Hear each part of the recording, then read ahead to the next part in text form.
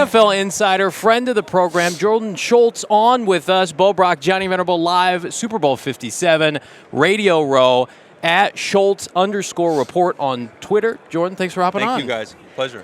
This is a wild time to be an Arizona Cardinals fan. The franchise seems to be in flux. The coaching search continues. There's so much to get into. You also broke a story earlier this offseason about DeAndre Hopkins and the team, plans to try to trade D-Hop. So much to get into here, but let's start with the coaching search. It really feels like two candidates, right? Yeah. Lou Anarumo from the Cincinnati Bengals. Yeah. He's the last second interview on Friday. And then you've got Mike Kafka, who's kind of the up-and-coming offensive guru. What are you hearing as far as this coaching search? Well, let me start with Mike. I think what's so cool about him is that – sorry, there you go.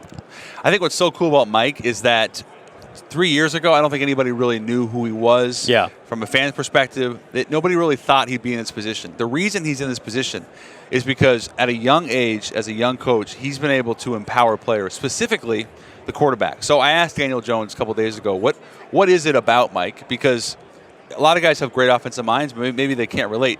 And what he told me was cool, that he's able to empower guys in a way that he's giving you the accountability, and now it's on you, but there's a trust there. So if you're willing to put in the work, Mike's going to give you everything you need to succeed. And I think that's really cool. When you look at Daniel Jones, Giants don't pick up his fifth-year option. He has a great year, 15 TDs, passing 5 picks, but obviously ran the ball almost 1,000 yards. And that's, it's not all because of Mike, but it's a big reason why, and I think that's pretty cool. Doesn't that concern you? Well, Jordan, what would you say to the people who are skeptical? Like, I'm skeptical because I look at Mike Kafka and his resume, and he's got 1 year as an offensive coordinator, and all we're hearing is Patrick Mahomes endorsing him, but Patrick Mahomes also endorsed Kliff Kingsbury, and Kliff Kingsbury was a hotshot offensive coordinator in his mid to late 30s. I just feel like, just from my perspective, like Mike Kafka can be a quality head coaching candidate, but not be right for the Cardinal job, where you look at all these different dynamics with the team, and it's even more so than Kyler Murray. I think the uncertainty at the quarterback position is probably the biggest thing that's holding this up. Yeah. You have a quarterback who is enormously talented, but we've seen him struggle this year specifically on the field. He gets hurt, and now it's how long is he going to be out? Is he going to be out half the season, the whole season? Who are we going to be able to get in free agency? You make a trade. There's not a lot of, if you go around the NFL, there's not a lot of teams that have that much uncertainty at quarterback, especially when you've paid a guy $240 million. So I think that's a problem.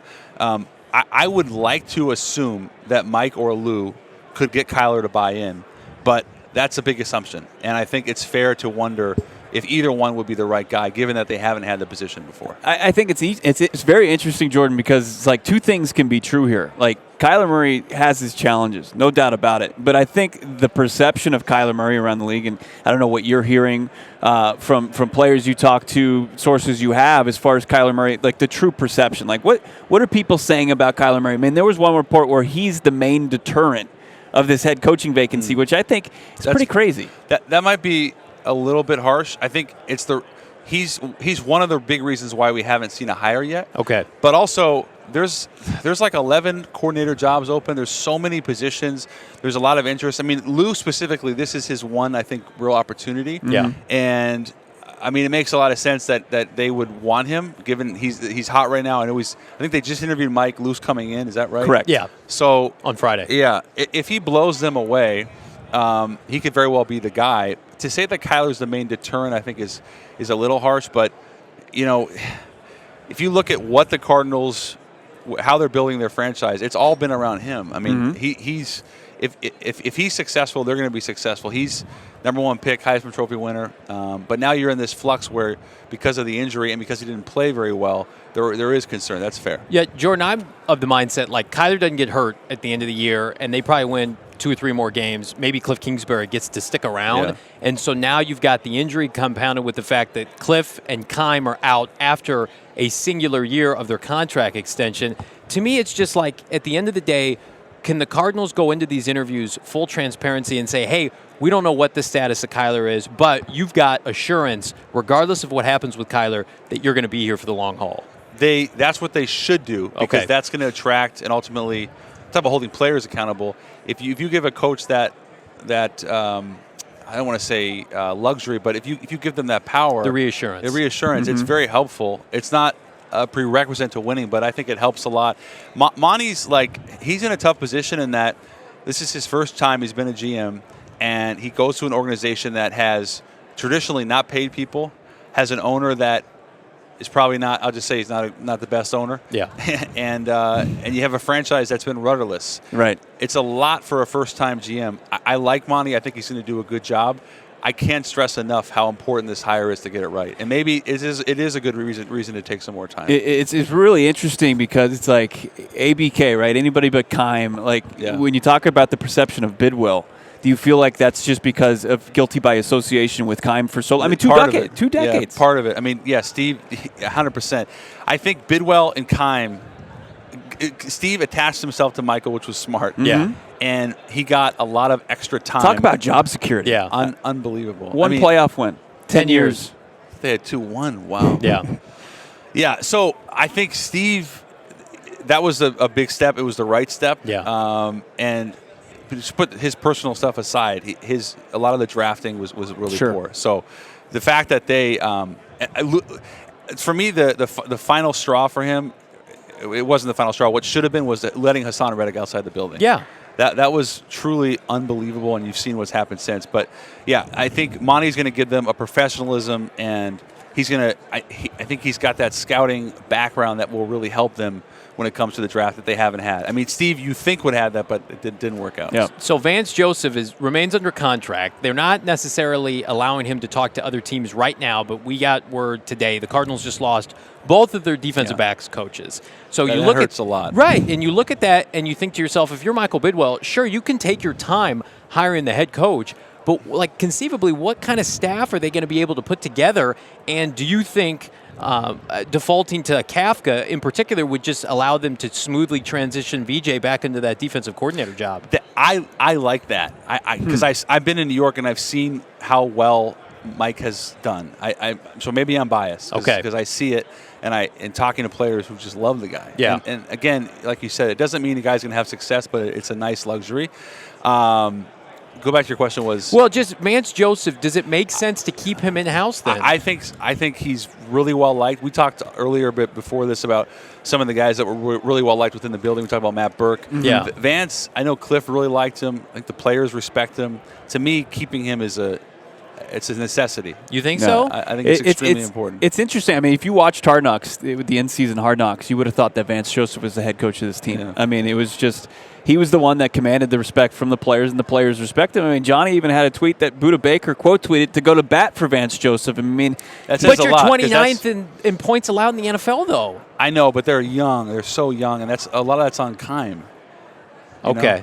I mean, if you had Hassan Reddick, right. If you would have let that guy, at the building, that number drastically goes down. I think we're just having PTSD because Vance did not play Isaiah Simmons year one. He didn't play Zaven Collins year one. Right. So we're having. He didn't play Majay Sanders, Cameron Thomas much at the end of the season. So Will Anderson could be a Cardinal this spring, and then he not play in the fall because of Vance Joseph. Like that, those are real concerns. But when Buda, who is arguably the most respected player in the building, right. when he goes to bat for you. That's huge, and guys follow Buda. I mean, he's a special guy, and I think that says a lot. Vance is a really good coordinator. I think he's a really good coordinator. I know he didn't have great success as a head coach in Denver, but I think it's really important to keep him, in my opinion. Okay, you got to read his work. The Score, Jordan Schultz. We talked a little bit about Kyler Murray, but we're hearing a lot as far as the time frame. Kyler Murray.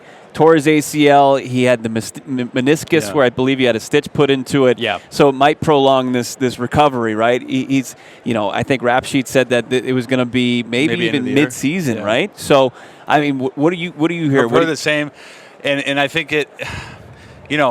I know you want a guy has a long career ahead of him, but you also you want to do everything possible to get back on the field and play because I almost thought he put on too much. He got too strong last year. I felt like maybe he worked too hard in the weight room. Okay. Because I thought he lost some of that mobility laterally. Because when he came in the league, I think he was probably 10, 15 pounds lighter, and it felt like nobody touched him. And I know he got injured on a non-contact play, but didn't it feel like he was a little too bulky? Yeah, some of the deep ball stuff. And the offense just did not suit his skill set. And they're too predicated on, it felt like, horizontal passing plays. And he's one of the best deep ball throwers in the NFL. He was. I don't know if he's still. Is he still? I think he was neutered this past year. I think Yeah. Kingsbury's offense has run its course, and I think he can succeed in a lot of different schemes, maybe in particular under center. Booting him out a little bit, like what they did with Russell Wilson in Seattle. I don't agree. think you can? No, I agree, Okay. and that's similar stature. Russell, Right. Forget this year. Traditionally, was one of the best Yeah. deep ball throwers Yeah. in the league, and you talked about Sean Payton saying, "I want to get him out in naked boots" and all that stuff, but Kyler would then have to be committed to being under center too. He hasn't really done that. So I mean, you got to throw everything at the kitchen sink at this point, everything at the wall in terms of. But he's not playing right now. So Right. Right. If he's not, also with the prospect of him not coming back and him let's not. say he misses half the year. Sure. And then say he comes back and he plays the second half. I mean, is he going to be the same guy? Like, you might want to maybe tone down what you need from Kyler Murray, right? So maybe get a good running game in place, run the ball a lot more than you did under Kliff Kingsbury. I mean, doesn't that sound like probably work him back, ease him back in? What was their split last year? I'm just curious. Run pass. Do we know? It was so High all pass. over the place. I Yeah, mean, but they were playing from behind the entire that's season, true. so and it's then a ton of passes. They were playing Trace McSorley at the end of the year. They wanted to run the football. My question for you is, like, when Kyler tore his ACL, he was like a ghost in the facility. Yeah. He wasn't around. He hasn't been around this offseason from what we understand. Like, is it conceivable Mike Kafka is the head coach? Like, Kyler Murray has to go to everything, right? He's got to go to OTAs and be around even. Learn a new playbook. Right. Yeah, 100%. I mean, that's you would want your quarterback to do that. You think about great quarterbacks that would take the responsibility. We're talking about Daniel Jones, right? Yeah. Or Jalen Hurts. You can't talk to anybody on those two teams and not hear the same thing. First one in, last one out. Sure. In fact, even Justin Fields, right? Young quarterback, similar to Kyler in terms of he can move around the pocket, really high pick. His Good deep ball. Yeah, beautiful deep ball. His quarterback coach told me that he's the only guy on off days that he's throwing, and he has to tell him not to throw. Yeah. You just want, that's what you would want from your franchise. And when your quarterback does it, everything else falls into place, You broke the story about DeAndre Hopkins. He met with Monty Ossenfort reportedly on Friday.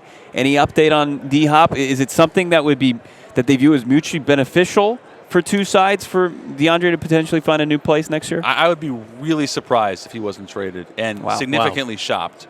And I think it's best for both. I do. What do you think is the compensation that they'll inevitably get? I'm sure everybody in Arizona wants a first-round pick, but is that realistic at this point? I think he's 30 now. 31 season. With a big cap hit. Yeah, I don't know if a 1's realistic.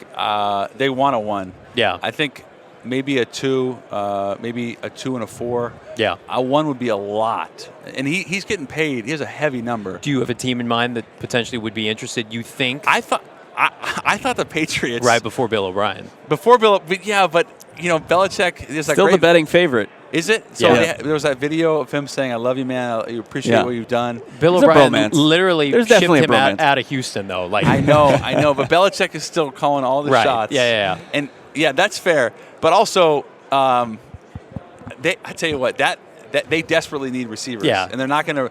I think Aguilar's gone.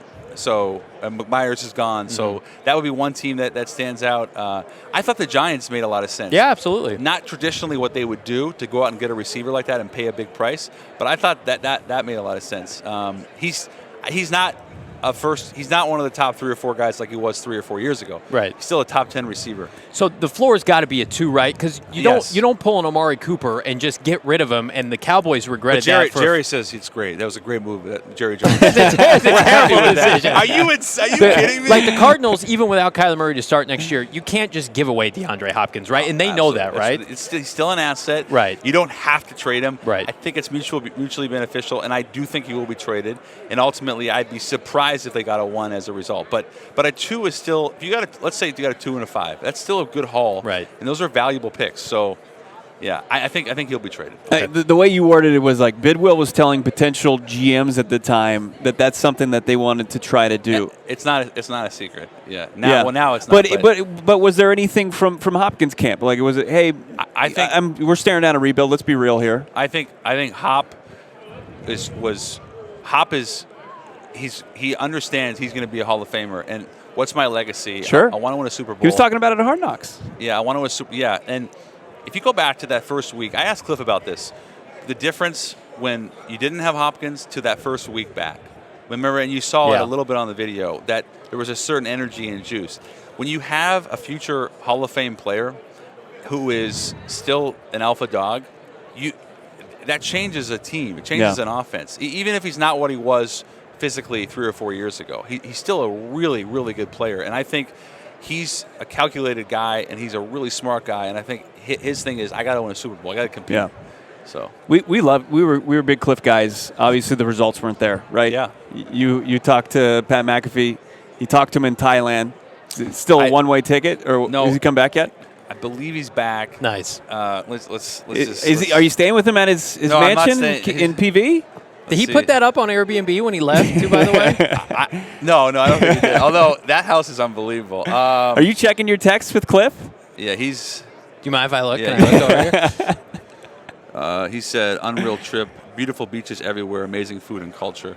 A lot of good things going on there. A lot of good stuff happening. That's more than I would get from a press conference with Kliff. It's good. It sounds like, is he doing well? How's he doing? He's doing well, but you got to understand he's never been away from football. Yeah, but the checks are still coming in. Oh yeah, I mean he's got $30 million. But this is a guy who grew up in Texas. Yeah, son of a high school coach. Yeah, great high school player, great player at Texas Tech. Played in the NFL, was an NFL coach, was a college coach. His whole life, he's pushing 40, has always been about football. Dude, he's 43. 43, he's been going on for... Yeah. I thought he would make some sense maybe join McVay's staff at some point. Him and Sean are close. Do you think he consults or something this year? Or I got the sense that college is not really in the cards. Right. And that he really wanted the opportunity to think about it and get away from it so it's not an emotional decision. I think that's why... I can't say he's going to coach or not. I can say he wants to coach. I just don't know if it'll be this year again. But he's gotten calls. I mean, there are teams interested. And you mentioned Sean. That would make a lot of sense. But I think he wants to take his time. You have anything else for Jordan Schultz? Yeah, I mean, I could talk to him for a half hour. Just but spewing hot fire. Thank you so much, Jordan, for the time. Make sure you follow him on Twitter, Schultz_report. And, of course, reading, watching all of his work, The Score. Thanks, Jordan. Thank you, guys.